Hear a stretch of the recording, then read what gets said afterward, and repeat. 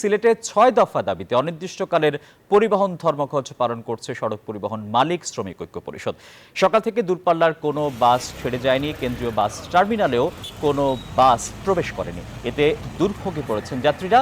তাদের অভিযোগ, হঠাৎ করে ধর্মঘটের কারণে নির্দিষ্ট গন্তব্যে পৌঁছাতে পারছেন না তারা। পরিবহন শ্রমিকরা বলছেন, বিষয়টি সমাধানে এখন পর্যন্ত প্রশাসনের পক্ষ থেকে কোনো উদ্যোগ নেওয়া হয়নি। দাবি না মানলে বুধবার থেকে পুরো সিলেট বিভাগে এই পরিবহন ধর্মঘট পালন করবেন তারা। দর্শক, ছবিতে যেমনটা দেখছিলেন, সিলেটে ৬ দফা দাবিতে সকাল থেকে অনির্দিষ্টকালের পরিবহন ধর্মঘট চলছে। এতে দুর্ভোগে পড়েছেন যাত্রীরা। আরো খবর জানাবেন সহকর্মী নাজাদ পুরকায়স্ত, সিলেট থেকে সরাসরি যুক্ত আছেন আমাদের সঙ্গে। নাজাদ, এই ধর্মঘটে জনজীবনের প্রভাব সম্পর্কে জানাবেন।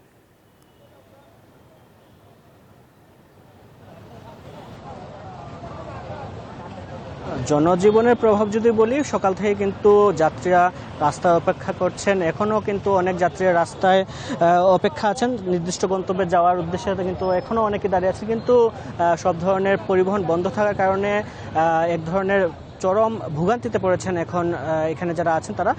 আমরা কথা বলার চেষ্টা করেছিলাম বেশ কয়েকজন যাত্রী, স্টুডেন্ট এবং পর্যটকদের সাথে। তারা যেমনটি বলছেন, হঠাৎ করেই এমন যে ধর্মঘটের কারণে এক প্রকার কিন্তু দিশেহারা হয়ে পড়েছেন অনেকেই নির্দিষ্ট গন্তব্যে, অনেকে জরুরি কাজে শহরের বাইরেও যেতে চাচ্ছিলেন, কিন্তু সব ধরনের যান চলাচল বন্ধ এবং টিকিট কাউন্টারগুলো বন্ধ থাকার কারণে তারা সেই গন্তব্যে যেতে পারছেন না। একটি বিষয় জানিয়ে রেখে, আজকে সকাল ৬টা থেকে কিন্তু সব ধরনের গণপরিবহন বন্ধ রয়েছে। শ্রমিকদের যে ধর্মঘট ৬ দফা যে দাবি, সেই দাবির প্রেক্ষিতে তারা কিন্তু এখনও যে তাদের কর্মসূচি পালন করছেন। তারা যেটি বলছেন, বিআরটিতে তারা বিভিন্ন সময় তারা বিভিন্ন ধরনের হয়রানিতে পড়তে হচ্ছে। পাথরকুয়ারি খুলে দেওয়ার এবং ডিসির প্রত্যাহার সহ মোট ৬ দফা দাবিতে তাদের এই কর্মসূচি চলবে। তারা এখন পর্যন্ত কিন্তু তারা যেটি বলছেন, প্রশাসনের পক্ষ থেকে তেমন কোনো যোগাযোগ করা হয়নি, কারোর সাথে যোগাযোগ করা হয়নি। একই সাথে